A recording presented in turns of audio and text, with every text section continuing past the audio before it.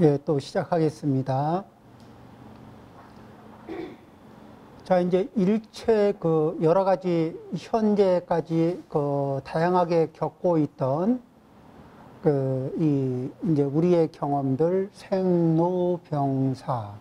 그런데 이것도 들여다보면은 결국은 이렇게 조금 더 깊게 들여다보면은 우리는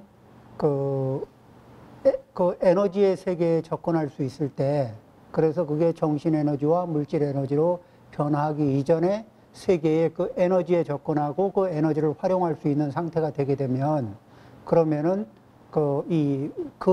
그쪽의 포인트의 입장에서는 생사, 태어난다든지 죽는다든지 이런 특징이 있는 게 아니에요. 그런데 현상적으로 모양새가 갖추어진 이 자리에 이렇게 이런 죽비 아니면 이 몸뚱이 이런 기준으로 봤을 때는 생사가 있긴 하지만은 그 에너지 차원에서 바라보면은 생사라는 것이 존재하지 않죠. 그러니까 어느 차원에서 우리는 삶을 영위하느냐, 존재를 영위하느냐, 여기에 따라서 우리가 겪을 수 있는, 그러니까 겪게 되는 그 특징들은 많이 달라지는 겁니다. 바냐바라밀다는 이 선정력이 동반된 깊은 이 관찰이겠죠.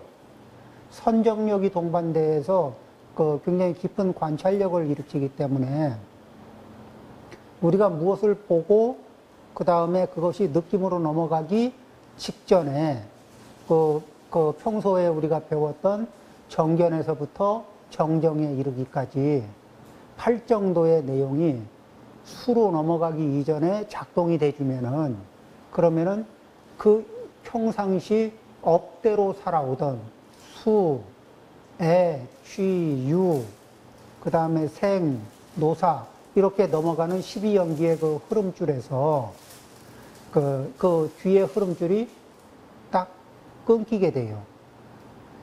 그래서 8정도를 이 뒤에 수가 지나간 애, 취, 유에서 8정도를 실행해 보려고 하면은 겉돌아요. 굉장히 힘들어집니다. 연불을 할 때도 연불이 그러니까 고수, 락수, 불고불락수를 발생시키기 이전의 마음에다가 집중을 합니다. 아시겠죠? 자, 이제 그런 식으로 그 포인트를 잘 잡아서 그렇게 되면은 이제 이 고수, 락수, 불고불락수를 조절할 수 있는 힘을 얻어요. 그러면 그것이 왜 그렇게 중요하냐 그러면은 부처님이 사념처를 얘기하는데 이 뭐라고 얘기하시냐면은 관수,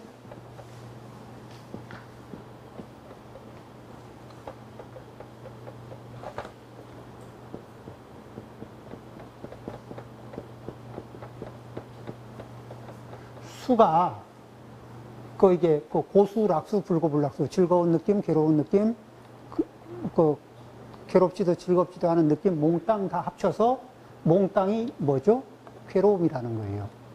그러면 우리는 수로 넘어간 뒤에 받게 되는 것은, 우리 왜 즐거운 느낌인가 하고서 즐겁다 하다가 그게 즐거운 이렇게 이 느낌이 고통으로 이게 메비우스 띠처럼 돌고 도는 거 아시죠? 인생 경험 많이 겪었죠? 지름신이 오실 때 지름신을 따라가면 몹시 기쁘죠? 그리고 그 자체가 고를 확대 재생산하고 있다는 것도 경험적으로 아시죠? 이게 사람들 앞에서 가오잡고 상대를 짓누를 때는 그게 락수인 것처럼 즐거움처럼 느껴지는데, 그게 잉태한 고통이 현실화될 때는 또 굉장히 많은 걸 느껴요. 그래서 이 수라는 것이 다 고라고 그것을 관하는 거예요. 이건 정답인데, 우리는 락수는 즐거움이고 고수는 괴로움이라고 보통 이렇게 나눠서 보는 거예요. 몽땅이 다 괴로움이다. 그러면 뭐죠? 우리는 이고등락을 해야 돼. 괴로움을 벗어나서 즐거움을 얻어야 되는데, 그러면 즐거움을 얻는 자리가 어디냐면은 이 촉과 그러니까 즐거움을 얻을 수 있는 찬스가 어디에서 얻어지는 즐거움을 얻어야 되냐면 촉과 수, 요 사이에 정견에서 8 정도가 들어가지고 이 사이에서 뭐가 들어가요? 육바라밀이 들어가지고, 그래서 수가 더 이상 이 느낌이 즐거운 느낌, 괴로운 느낌, 즐겁지도 괴롭지도 않은 이 느낌이 그 조건 반사적으로 움직이지 않게 업의 힘에 의해서 조건 반사적으로 움직이면서 결국은 끊임없이 고통을 확대 재생산하는 그 메커니즘에 걸려들지 않게 꼭 끊어주는 끊어주는 포인트가 거기에 있다는 거. 그렇죠? 굉장히 그러려면 어떻게 해요? 이 관하는 힘을 점점 높이고, 그래서 이 수 이후로 HU에서만 이렇게 우리가 관찰이 되는데, 그러지 말고 이렇게 이 사물을 이게 감각기관이 대상을 만나는, 그래서 만나서 탁 만나는 순간을 촉이라고 하거든. 그 순간에서 찰나지간에 이 촉에서 수로 넘어가는데 그 틈새에다가 탁 갖다 꼽는 겁니다. 그 연습을 계속 하는 거예요. 그리고 또 뭐를 봐요? 그 사이에 나는 어떤 기억, 어떤 추억, 어떤 희망, 어떤 기대를 여기다 갖다 꼽는가. 그렇죠. 습관적으로. 그것을 봐낼 수 있고, 그 다음에 그걸 볼 수 있으면은 우리는 빼낼 수 있을까 없을까? 이제 넣고 뺄 수 있는 거예요. 그거를 볼 수 있으면은. 뭘 집어넣는지를 보고 있으면. 뭘 집어넣는지를 보지 못하면 그런 게 있는지도 없는지도 모르잖아요. 그러니까 손 쓸 수 없는 상태로, 그냥 손 쓸 수 없는 상태로 그 인생을 겪는 겁니다. 그러니까 내가 내 인생을 디자인하고 싶으냐, 아니면 주어진 대로 그냥 업대로 주어진 조건대로 살 거냐, 조건을 디자인할 것이냐. 여기 중요한 관건이 있습니다.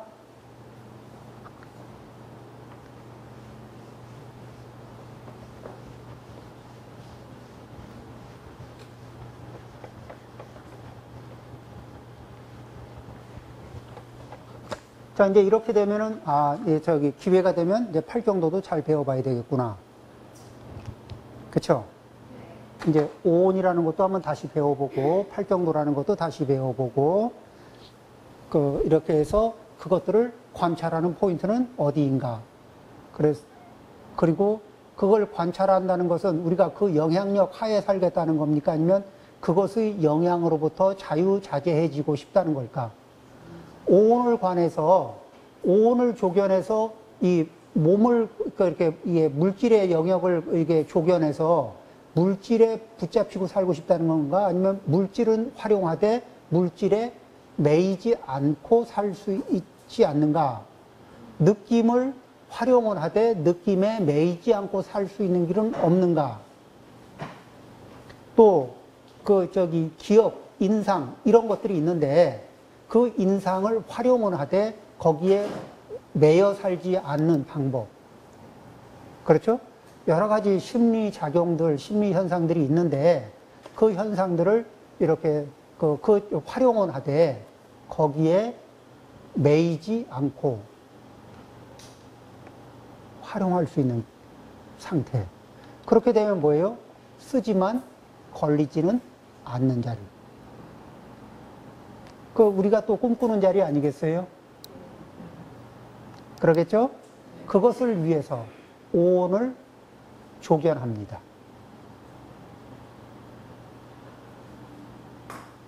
그러니까 오온을 관찰하는 거는 그냥 불교 상식을 하나 더 늘리고 불교 지식을 하나 더 늘리는 데 포인트가 있는 게 아니에요. 자, 그렇게 해서 이제 여러 가지 고액을 넘어갑니다. 그런데 그 오온을 기준점으로 해서 고액을 넘어갑니다. 그런데 다시 보면은 그 반야심경에서 보면은 그 다음에 무엇이 있냐면은 그 무안이비설신의 무색성향 미촉법 이렇게 나오죠. 그러면 이 얘기는 뭐냐면은 조견 5온만 했다는 겁니까? 조견 12처도 했다는 겁니까? 자, 조견 5온 개공만 했습니까? 조견 12처 개공도 했습니까? 그 다음에 무한계 내지 무의식계 이렇게 얘기했죠. 그럼 18개죠. 그러면 저기 그 18개까지 얘기했으면은 그 5온만 조견 5온 개공했을까? 12처도 조견 12처 개공, 조견 18개 개공, 조견 12연기 개공. 그 무자가 붙은 게 그게 다 공하다는 얘기를 하는 거거든.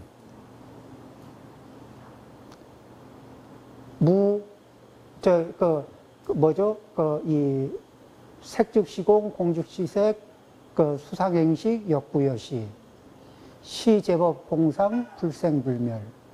그죠?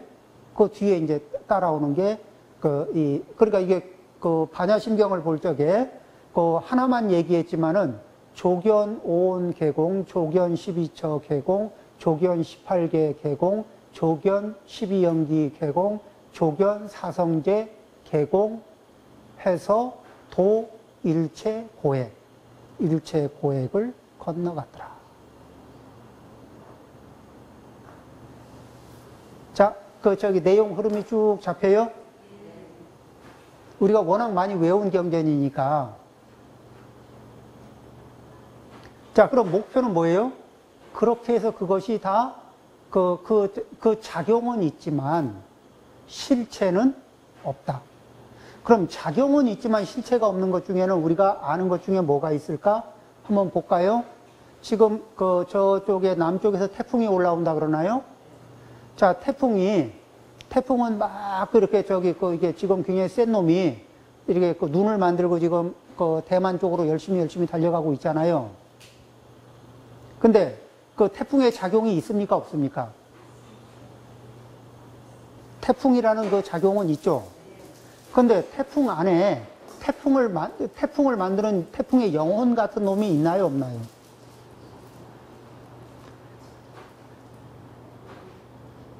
태풍의 영혼 같은 놈이 태풍 안에 없죠. 근데 작용이 있으면 결과도 있을까 없을까? 그거를 부처님은 이 제1의 공경에서 하시는 말씀이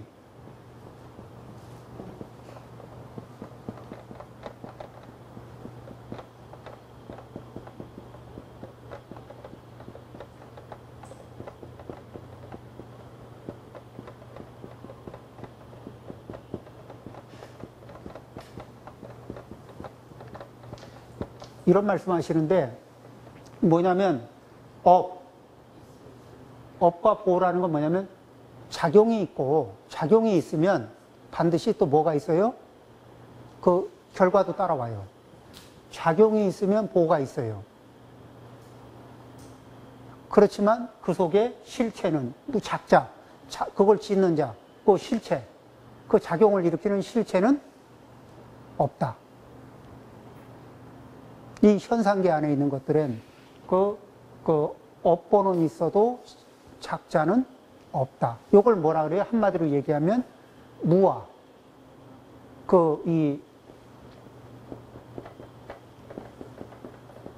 무아라고 얘기하고 무아를 다른 말로 얘기하면 뭐죠? 공. 이렇게 표현하는 거예요. 그리고 반야심경에서는 이 무아이고 공이다라는 말을 뭐로 표현했죠? 무.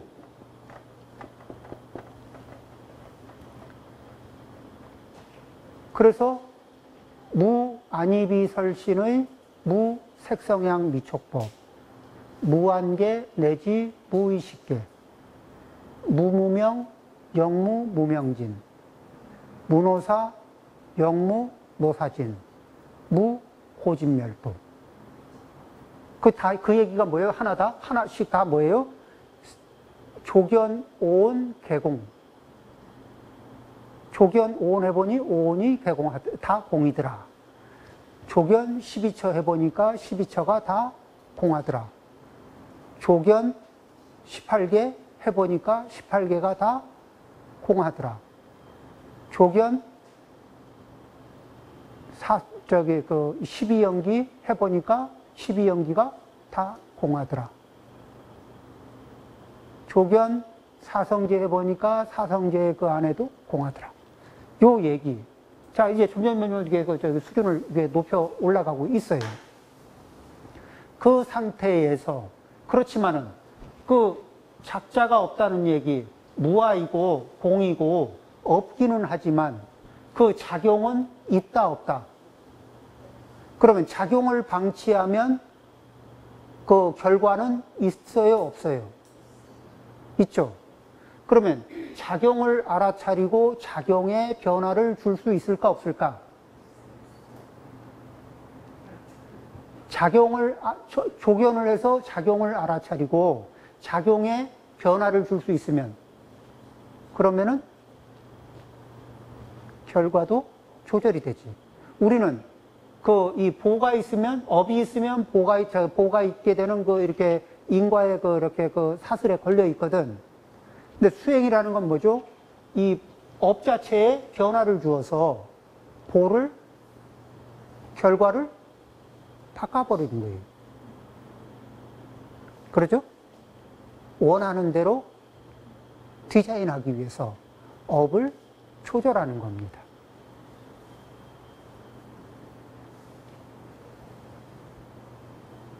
자, 이제 반야심경에 이게 큰 틀의 이런 흐름. 뭘 하자는 거냐.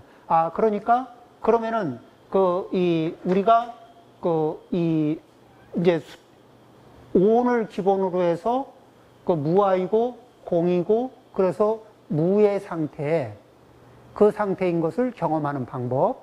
12처를 기반으로 해서, 무아이고, 공이고, 무인 상태를 경험하는 방법. 18개를 통해서 무아, 공, 무를 경험하는 방법, 12연기를 기반으로 경험하는 방법, 사성제를 기반으로 경험하는 방법, 여러 가지 있겠죠. 이 모든 방법을 뭐라 그래요?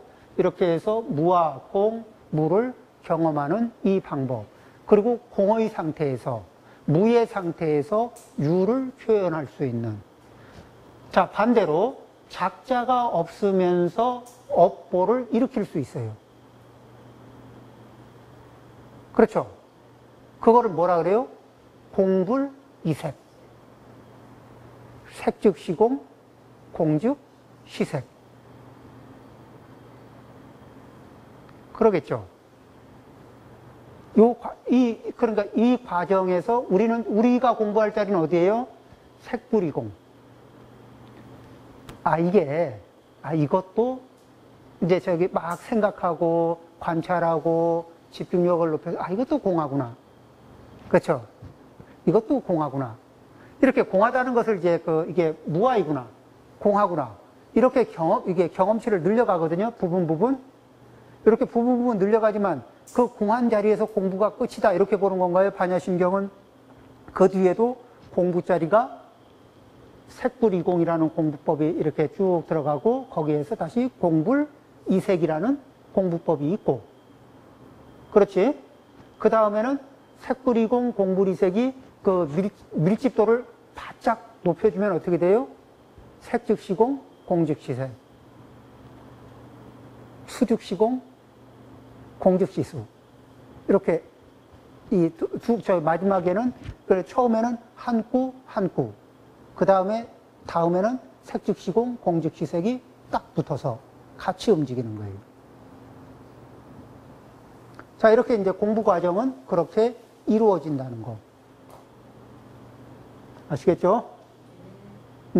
그렇지만, 이렇게 이제, 이렇게 전체적인 조망을 하면서도 우리가 공부해야 될 자리가 어디인가.